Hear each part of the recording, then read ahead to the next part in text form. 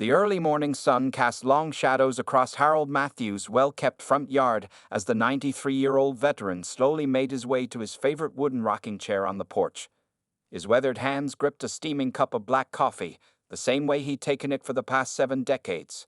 The spring air felt crisp and clean in Pine Grove, Montana, where Harold had lived since returning from World War II in 1945.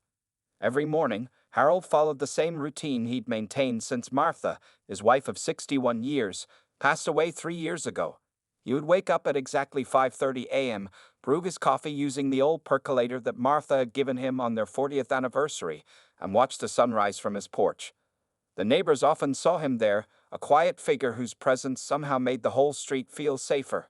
Harold wasn't a tall man, standing at only 5 feet 7 inches, but he carried himself with the kind of dignity that came from a lifetime of service. His silver hair was always neatly combed, and despite his age, he insisted on wearing a freshly pressed shirt each day. The small brass pins on his favorite navy blue vest told a story of bravery that few people today knew about: Bronze Star, Purple Heart, and other honors from a time that seemed so long ago. As the morning progressed, Harold carefully tended to his garden, a hobby that had become his passion after retirement. The garden wasn't just any ordinary collection of plants. It was a living memorial to Martha. Every spring, he planted her favorite flowers: bright red tulips, purple irises, and the special yellow roses that he had given her on their first date. His hands might shake a bit more these days, but his gardening skills remained sharp as ever. The neighborhood children would often stop by his fence on their way to school, asking him questions about the different flowers. Harold always took time to answer them, his blue eyes twinkling as he shared simple gardening tips that their young minds could grasp. Some of the local parents said their kids had started small gardens of their own, inspired by Mr. Matthews and his magic flowers. At precisely 2:00 p.m. each day, Harold would clean up, change his clothes, and walk the 3 blocks to Veterans Memorial Park. The park wasn't very big, but it held significant meaning for him. A small bronze plaque near the central flagpole listed the names of local soldiers who had served in World War II. Harold knew every name on that list. Some had come home, others hadn't. He would sit on his usual bench, sometimes for hours, lost in memories of faces and voices from long ago. The other regular park visitors knew not to disturb him during these moments. They recognized the faraway look in his eyes, understanding that his mind was traveling back to places and times they could never fully comprehend. Sometimes, he would nod respectfully to other veterans who visited the park, sharing that unspoken bond that only those who had served could understand. Back home in the evenings, Harold would sit in his small study, surrounded by old photographs and medals carefully preserved in frames. The most precious item in the room was the American flag folded in a triangle display case, the one that had draped Martha's coffin. Next to it stood their wedding photo from 1949, showing the young Harold in his military uniform standing proudly beside Martha in her simple white dress. The neighbors all respected Harold. Mrs. Rodriguez from next door often brought him homemade soup, and Tom Baker from across the street would help with heavy yard work without being asked. They looked out for him, just as he had looked out for his country all those years ago.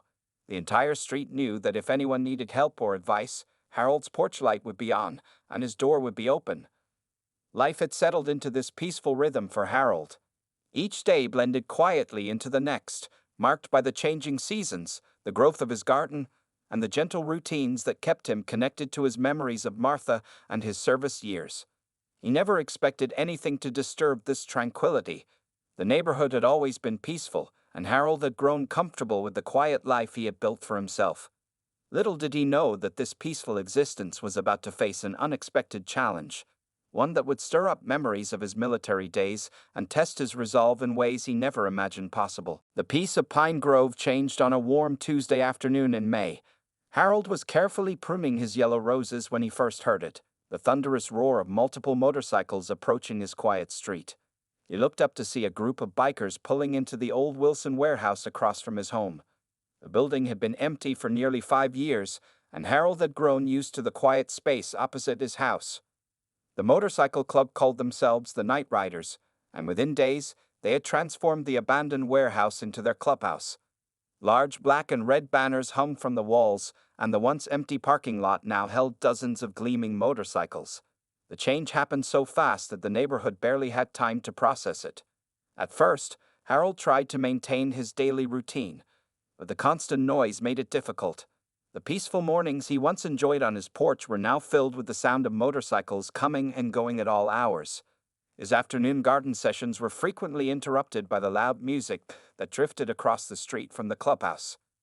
Mrs. Rodriguez, his kind neighbor, noticed how the noise bothered Harold. She brought him some earplugs along with her usual soup delivery, but Harold politely declined. "These old ears have heard worse in the war," he told her with a gentle smile, though they both knew the constant disruption was wearing on him. The real trouble started when some of the younger club members noticed Harold watching them from his garden. They were a different breed from the veterans Harold had known. These young men wore their leather vests like armor and seemed to enjoy causing trouble. They began making a game of revving their engines extra loud whenever they passed his house. One particular biker, a tall man with a snake tattoo on his neck who others called Viper, seemed to take special pleasure in harassing Harold. He would slowly drive past the old veteran's house, engine roaring, multiple times a day. Sometimes he would stop right in front of Harold's garden, rev his engine until the flowers shook, and laugh when Harold had to cover his ears. The local police didn't offer much help when Harold called them. Officer Jenkins, who had known Harold for years, could only say, "They're not breaking any specific laws, Mr. Matthews. They'd have a right to be there since they're renting the building legally." The young officer looked embarrassed as he said this, knowing it wasn't the answer Harold deserved. The situation got worse when some club members started parking their bikes partially on Harold's property. They would leave their motorcycles right on the edge of his garden, sometimes crushing his carefully tended flowers. The tire tracks in his lawn became a daily reminder of their disrespect. Tom Baker, Harold's neighbor from across the street, tried to help by installing security cameras around Harold's property. Just in case, Tom said, though they both knew things were escalating. The cameras caught the bikers' regular acts of petty vandalism, knocking over Harold's mailbox, throwing empty cans into his garden, and deliberately driving over his grass. The final straw came when Harold tried to speak with them directly. One quiet Sunday afternoon, he walked across the street to the clubhouse, standing straight and tall despite his age. He politely asked to speak with their leader about the ongoing issues. The group of young bikers lounging outside just laughed. "Look who it is, boys. Grandpa's come to complain," Viper called out, causing more laughter from his friends. "What's wrong, old-timer? Too loud for your afternoon nap?" Harold stood his ground, his military bearing evident even after all these years. "Young man," he said calmly, "I'm simply asking for some basic respect." "Respect," Viper sneered, walking right up to Harold. "Listen, Gramps, this ain't your quiet little retirement home anymore. Times change. Maybe you should too." As Harold turned to walk away, he heard them laughing and mimicking his slow, careful walk. For the first time since Martha died, he felt truly alone. That evening, sitting in his study looking at old photographs, Harold realized that asking politely wasn't going to solve this problem. He would need to try something else, something that would remind these young troublemakers about the true meaning of respect. What Harold didn't know was that tomorrow would bring the incident that would push him to make the most important phone call of his life. The next few weeks brought more trouble than Harold had seen in all his years on Pine Grove Street. The bikers, especially Viper and his close friends, seemed to take Harold's attempt to talk with them as a personal challenge.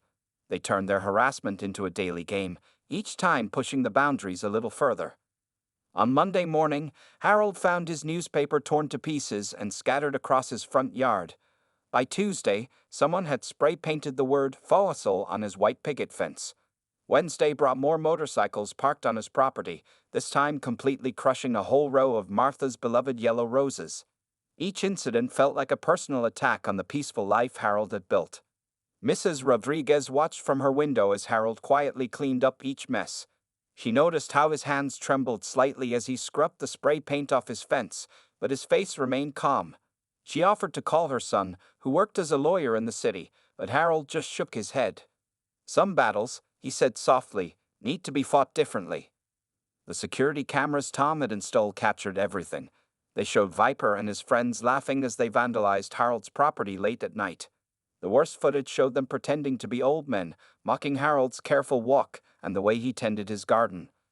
They even took pictures of themselves doing this, posting them online with cruel hashtags about teaching Grandpa who owns the street now. Officer Jenkins tried his best to help, but his hands were tied by legal limitations.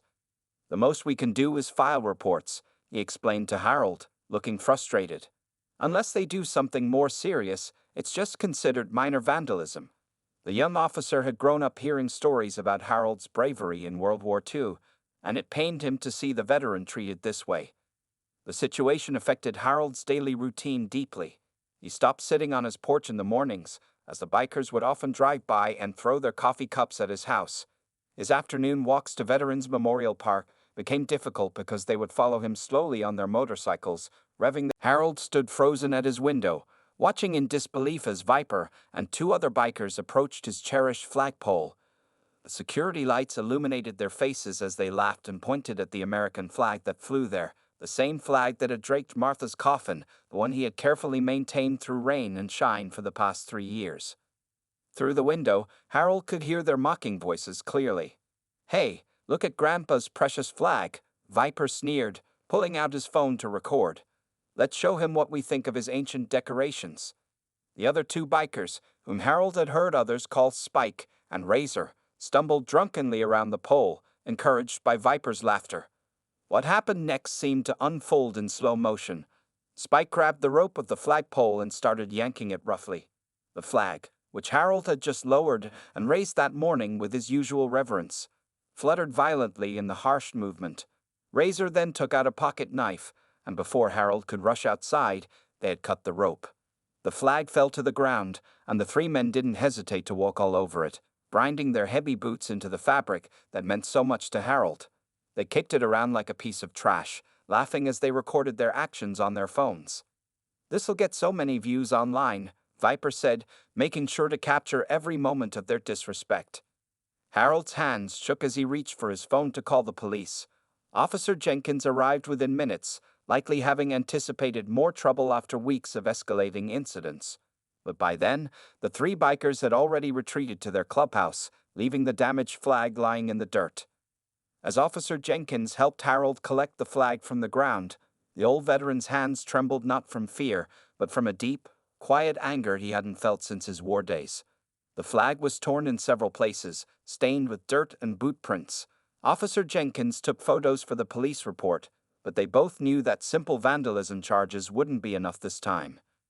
Mrs. Rodriguez and Tom Baker had come outside when they heard the commotion.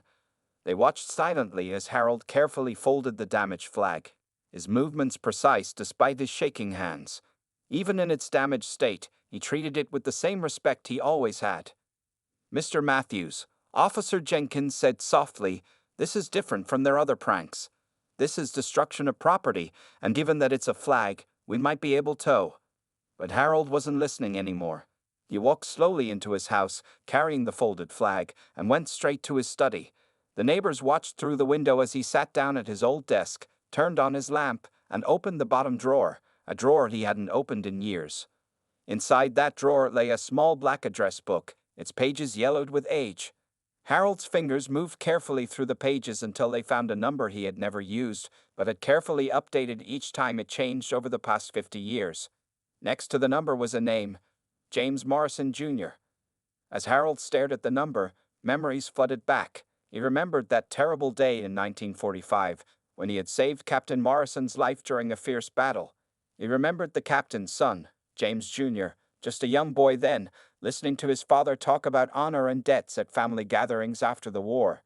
He remembered the last time he'd seen James Jr., now a general himself, at Martha's funeral. "A Morrison always pays his debts," the captain used to say. His son had repeated those same words at Martha's funeral, pressing a card with his private number into Harold's hand. "Anything you need, Mr. Matthews. Anything at all." For 3 years, that number had sat unused in Harold's drawer. He had never been the type to ask for help, never wanted to cash in on a decades-old debt. But watching those young men desecrate the flag that had honored his wife, seeing them mock everything he had fought for, something inside Harold changed. With a steady hand that surprised even himself, Harold picked up his phone and dialed the number. It was time to make that call, a call that would set in motion events that none of the night riders could have anticipated, and remind everyone in Pine Grove about the true meaning of respect and honor. The phone rang 3 times before a deep voice answered, General Morrison speaking. Despite the late hour, the general sounded wide awake. Harold's voice was quiet but firm as he spoke. "General, this is Harold Matthews. I served with your father in the 101st. There was a moment of silence on the line before the general's voice softened with recognition. "Mr. Matthews? Dad's Harold Matthews. Sir, I've been waiting for this call for 50 years. The respect in his voice was clear, even through the phone line. Harold sat in his study, the damaged flag laid carefully on his desk, as he explained everything to the general. He told him about the motorcycle gang, their weeks of harassment, and finally, about what they had done to the flag. As he spoke, his voice remained steady, but his free hand gently touched the torn fabric of the flag. They recorded themselves doing it, sir, Harold explained. They laughed while they destroyed the flag that covered Martha's coffin. The general's breathing became audible through the phone, the controlled breathing of a man containing his anger. "Mr. Matthews," General Morrison said after a moment, "my father told me the story of how you saved his life 100 times. He made sure I understood that we owed you a debt that could never be repaid." There was the sound of papers rustling. "Give me 48 hours, and Mr. Matthews, stay inside your house this Sunday morning." The next day passed quietly, too quietly. The night riders seemed to sense something was different. They noticed Harold wasn't in his garden or on his porch. Even Viper appeared unsettled by the old veteran's absence.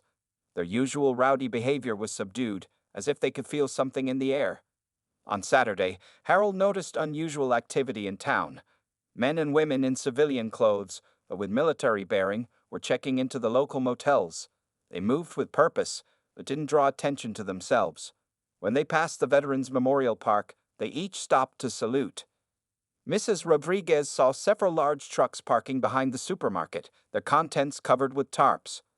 Tom Baker reported seeing groups of motorcycles arriving in town, but these weren't like the night riders. These bikers were older, disciplined, and many of their jackets showed veteran patches. That night, Harold received another call from General Morrison. "Everything is in place, Mr. Matthews. Remember, stay inside until you hear the signal tomorrow morning." When Harold asked what the signal would be, the general simply replied, "Trust me, sir. You'll know it." Harold barely slept that night. He sat in his study, looking through old photographs. He found one of himself and Captain Morrison, taken just after the battle where he'd saved the captain's life. They were both so young then, covered in mud but standing proud. The captain's words echoed in his memory. "A Morrison always pays his debts." As dawn broke on Sunday morning, Harold noticed the unusual silence. The usual noise from the night riders' clubhouse was completely absent. He made his coffee and waited, wondering what the general had planned. At exactly 800 hours, military time was still natural to Harold. He heard it. The clear, piercing notes of a military bugle playing reveille cut through the morning air. Harold's back straightened instinctively at the sound. The bugle was followed by the distant rumble of engines, growing louder by the second. But these weren't the harsh, angry sounds of the night riders' motorcycles. This was different, organized, coordinated, purposeful. Harold's phone rang one last time. "Mr. Matthews." General Morrison's voice was formal now. "I believe it's time for you to step onto your porch. And sir, on behalf of my father and the United States military, it is my honor to finally repay our debt." As Harold slowly rose from his chair, he could hear the engines getting closer. Whatever was coming, he knew it would change everything. His hands weren't shaking anymore as he walked to his front door. The general had asked for his trust, and Harold had given it. Now, he was about to witness exactly what happened when a Morrison paid his debts. Opening his front door, Harold stepped out onto his porch. What he saw made his old soldier's heart swell with pride and emotion. The quiet street of Pine Grove was about to witness something extraordinary, something that would remind everyone, especially the night riders, about the true meaning of respect, honor, and brotherhood. The sight that greeted Harold on that Sunday morning was unlike anything Pine Grove had ever seen.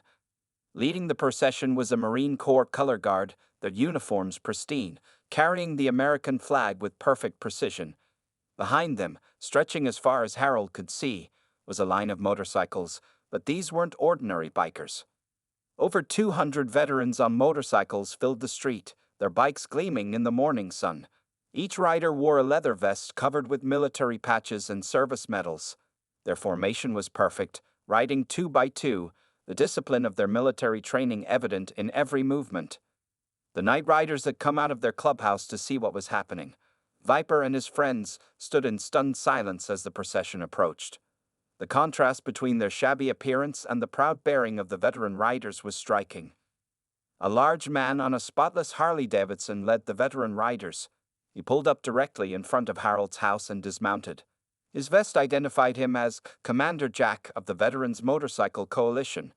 Behind him, the other riders formed a perfect wall across the street, their engines idling in perfect harmony.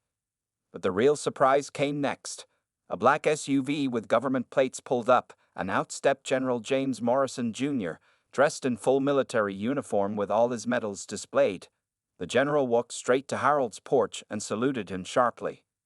"Mr. Matthews," the general's voice carried across the now silent street, "the United States military and the Veterans Motorcycle Coalition stand ready to assist you, sir." Harold returned the salute, his old military training coming back naturally. Commander Jack then stepped forward, his voice deep and commanding. "We heard one of our World War II heroes needed some help with a local problem." He turned to face the night riders, who were trying to look tough but failing. "Would those be the boys who think it's funny to disrespect a veteran and destroy an American flag?" Viper attempted to speak up, but his voice cracked. "Hey, we got rights. This is our territory now." His words sounded weak even to his own ears. General Morrison walked over to the night riders, every step deliberate. "Young man, let me explain something." His voice was calm, but carried authority that made everyone listen. "That man you've been harassing, he saved my father's life in 1945. He's the reason I exist, and that flag you destroyed, it draped my father's friend's wife's coffin." The general then nodded to Commander Jack, who gave a hand signal. Immediately, several veteran riders produced folders containing printed screenshots from Viper's social media posts, showing them vandalizing Harold's property and destroying the flag. "We have copies of everything," Commander Jack said. "Every video, every post, every act of vandalism. The FBI takes flag desecration very seriously, especially when it's done to harass a veteran." You let that sink in as the night riders' faces grew pale. More vehicles arrived, local police, including Officer Jenkins, who now had the backup he needed to act. State police cars appeared as well, their lights flashing. The night riders were quickly realizing how seriously they had miscalculated. Mrs. Rodriguez and Tom Baker had come outside, along with the rest of the neighborhood. People were taking pictures and videos as the veteran riders maintained their formation, creating a wall of protection around Harold's property. The club's leader, an older biker who had been away during most of the harassment, emerged from the clubhouse. After a quick conversation with Commander Jack and seeing the evidence, he turned to his own members with disgust. "Viper, Spike, Razor, turn in your cuts," he ordered, using biker language for their club vests. "You're out. The rest of you who participated, 1 month suspension, and if anyone even thinks about retaliating against Mr. Matthews." He left the threat unfinished as the veteran riders revved their engines in unison. Through it all, Harold stood on his porch, straight and proud. The morning sun caught his service pins, making them shine. The respect being shown to him now wasn't just for his past service. It was for his quiet dignity in the face of harassment, his restraint when dealing with the troublemakers, and his strength in knowing when to finally ask for help. But this Sunday morning was far from over. General Morrison had more planned, much more. This was just the beginning of a day that would change Pine Grove forever, a day that would remind everyone about the unbreakable bonds between those who had served their country. The events of that Sunday morning continued to unfold like a well-planned military operation. As Viper, Spike, and Razor reluctantly handed over their club vests, General Morrison moved to the next phase of his plan. He motioned to one of the SUVs parked nearby, and 2 men in suits stepped out, carrying briefcases. "These gentlemen are from the Department of Veterans Affairs," the general announced, his voice carrying across the quiet street. "They're here to document everything that's happened and ensure Mr. Matthews receives the full protection he's entitled to under federal law." The suited men approached Harold's house, carefully photographing the damaged fence, the crushed garden, and most importantly, the desecrated flag. They took statements from Mrs. Rodriguez and Tom Baker, who eagerly shared their security camera footage showing weeks of harassment. Officer Jenkins, now backed by state police, began the formal process of filing charges. Destruction of property, harassment of a veteran, desecration of a flag. He read from his notepad, each charge making Viper and his friends sink lower in shame. These are serious offenses, gentlemen. But the most powerful moment came when Commander Jack called forward a special group of veteran riders. They carried a large, carefully folded package. "Mr. Matthews," Commander Jack said, climbing the porch steps, "we heard about what they did to your flag, the one from Mrs. Matthews' funeral." The package was unwrapped to reveal a beautiful American flag, one that had flown over the Pentagon. General Morrison had this sent directly from Washington, Commander Jack explained. "It was flown in honor of your service and your late wife." Harold's hands trembled slightly as he touched the new flag. The entire street fell silent as a group of veterans prepared to raise it on his flagpole, which had been quickly repaired by some of the riders. The bugler from earlier played to the colors as the flag was raised, and every veteran present stood at attention, saluting. The Night Riders Club leader stepped forward then, looking genuinely remorseful. "Mr. Matthews," he said, removing his own vest, "I want to apologize for what members of my club did. This isn't what we're about." He turned to address the remaining club members. "From now on, any disrespect to Mr. Matthews or any other veteran means immediate expulsion from the club." General Morrison wasn't finished, though. He produced a document from his briefcase. "Mr. Matthews, the Secretary of Veterans Affairs, asked me to deliver this personally." It was an official recognition of Harold's service, along with a letter apologizing for the harassment he had endured and promising increased support and protection. The remaining Night Riders, those who hadn't participated in the harassment, began approaching Harold one by one. Many were young men who had simply followed the wrong leaders. They apologized sincerely, asking if they could help repair the damage to his garden. Mrs. Rodriguez was already planning a neighborhood celebration. "We'll help you replant your garden, Mr. Matthews," she said, wiping happy tears from her eyes. "Those yellow roses Martha loved so much will bloom again." Tom Baker noticed something interesting happening. The younger Night Riders were talking with the veteran riders, listening to their stories with growing respect. Some of the veterans were showing them proper motorcycle maintenance, teaching them about real biker culture and its roots in military brotherhood. As for Viper, Spike, and Razor, they faced serious consequences. The federal authorities were clear. They could either accept community service working with veteran organizations and attend mandatory respect training, or face prosecution for their crimes. They quickly chose the former, their earlier bravado completely gone. General Morrison had one final surprise. He handed Harold a special phone. "It's a direct line to our Veteran Support Center," he explained. 24 hours a day. If you need anything, just press this button. We'll never let you stand alone again." The day that had started with tension was ending with transformation. The Night Riders Clubhouse, once a source of trouble, would soon become a meeting place for both veteran and civilian riders, a place where respect and brotherhood would be taught instead of trouble. Harold stood on his porch, watching as positive changes unfolded before his eyes. The new flag flew proudly above him, and around him, former adversaries were becoming allies. His quiet strength had not only earned him peace, but had also helped bridge a gap between generations. But the story wasn't quite over. The events of this remarkable Sunday would lead to one more surprising development, one that would ensure Harold's legacy would continue to influence Pine Grove for years to come. 1 year had passed since that transformative Sunday morning, and Pine Grove had changed in ways nobody could have predicted. The old Wilson warehouse, once the source of so much trouble, had become something extraordinary. A large sign now hung outside reading Veterans and Community Riders Association, Pine Grove Chapter. Harold's influence could be seen everywhere. The former Night Riders who had stayed, now cleaned up and respectful, had transformed under the guidance of the veteran riders. They had traded their old leather vests for new ones bearing a patch that showed an American flag and the words, "In honor of Harold Matthews, respect, service, unity." Every morning, Harold still enjoyed his coffee on the porch, but now he had company. Young riders would stop by, eager to hear his stories from World War II or seek his advice about life. His garden had been restored and expanded, with help from both the veteran riders and the Reformed Club members. The yellow roses that reminded him of Martha now bloomed more beautifully than ever. Viper, who had chosen community service over prosecution, had undergone the most remarkable change. After spending months working at the local VA hospital, he had enrolled in nursing school, determined to spend his life helping veterans. He often visited Harold, no longer to cause trouble, but to share his progress and seek guidance. The warehouse itself had been renovated with help from the entire community.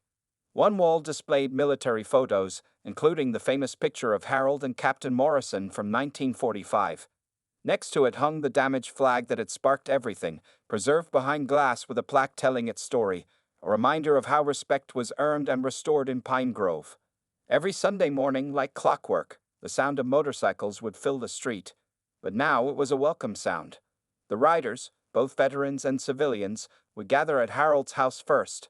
They had made it a tradition to salute his flag before starting their weekly community ride. Even more touching was how they had learned to properly fold flags, a skill Harold had taught them himself. Mrs. Rodriguez's son, the lawyer, had helped establish a scholarship fund in Harold's name. Each year, it would help one young rider attend college, with the condition that they volunteer at veterans organizations. The first recipient had been Spike's younger brother, who was now studying military history and planning to become a teacher. The changes reached beyond Pine Grove. Other motorcycle clubs from nearby towns started adopting similar programs, creating a network of respect and support between riders and veterans. General Morrison's initiative had sparked a movement that was spreading across the state. Tom Baker's security cameras now captured very different scenes. Young riders helping elderly neighbors with yard work, motorcycle maintenance classes taught by veterans, and community cookouts where former enemies had become close friends. The footage was used to create a documentary about the transformation, which was shown at schools to teach students about respect and redemption. Harold's porch had become an unofficial meeting place where riders of all ages would gather to share stories and seek advice. The old veteran would sit in his rocking chair, a gentle smile on his face as he watched young and old, veteran and civilian, working together to keep the peace he had helped create. On special occasions, like Veterans Day, hundreds of riders would gather at Harold's house. The sight was impressive. Rows of motorcycles stretching down the street, their riders standing at attention as the flag was raised. General Morrison would often attend these gatherings, proudly watching how a debt repaid had created something far more valuable than anyone had expected. The most touching change was in Harold himself. The loneliness that had crept in after Martha's passing had been replaced by the warmth of a new extended family. He had found a renewed purpose in mentoring young riders and sharing his wisdom with those willing to learn. As Harold sat on his porch one evening, watching the sunset paint the sky in colors that reminded him of Martha's favorite roses, he reflected on how one phone call had changed everything. The night was peaceful, but not with the empty quiet of before. It was the peace of a community united, of respect earned and given, of bridges built between generations. A young rider passed by, respectfully slowing his motorcycle and offering a crisp salute to both Harold and the flag. Harold returned the salute with a smile, knowing that the legacy of respect and understanding he had helped create would live on long after him, carried forward by the unlikely brotherhood of veterans and riders who now call Pine Grove home.